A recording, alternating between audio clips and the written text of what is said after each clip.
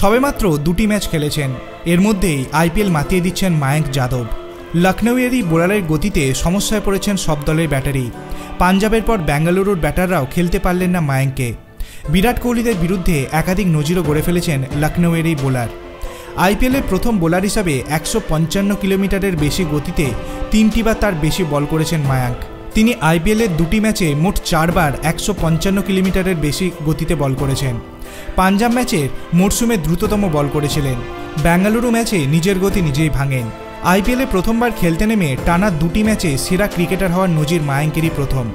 অতীতে অভিষেক ম্যাচে সেরা ক্রিকেটারের পুরস্কার পেয়েছেন 16 জন ক্রিকেটার, কিন্তু মায়াঙ্কের মতো প্রথম দুটি ম্যাচেই সেরা আর কেউ হতে পারেননি। মঙ্গলবারের ম্যাচের পর মায়াঙ্ক বলেছেন, খুব ভালো লাগছে, দুটো ম্যাচে সেরা পুরস্কার অসাধারণ। আমি খুশি যে দুটো ম্যাচই আমরা জিততে পেরেছি। দেশের হয়ে খেলাই আমার প্রধান লক্ষ্য। এটা সবে শুরু। তার সংযোজন ক্যামেরন গ্রিনের উইকেট পেয়ে সবচেয়ে ভালো লেগেছে।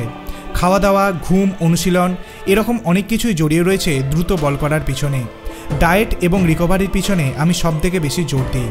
আপনার কি মনে হয় আগামী দিনে মায়াঙ্ক যাদব তার এই গতিশীল বলের জন্য কি ভারতীয় জাতীয় দলে জায়গা পাবে? আপনার অভিমত আপনি কমেন্ট সেকশনে জানাতে পারেন। ভিডিওটি ভালো লাগলে লাইক করবেন, চ্যানেলটিকে সাবস্ক্রাইব করতে ভুলবেন না। ধন্যবাদ।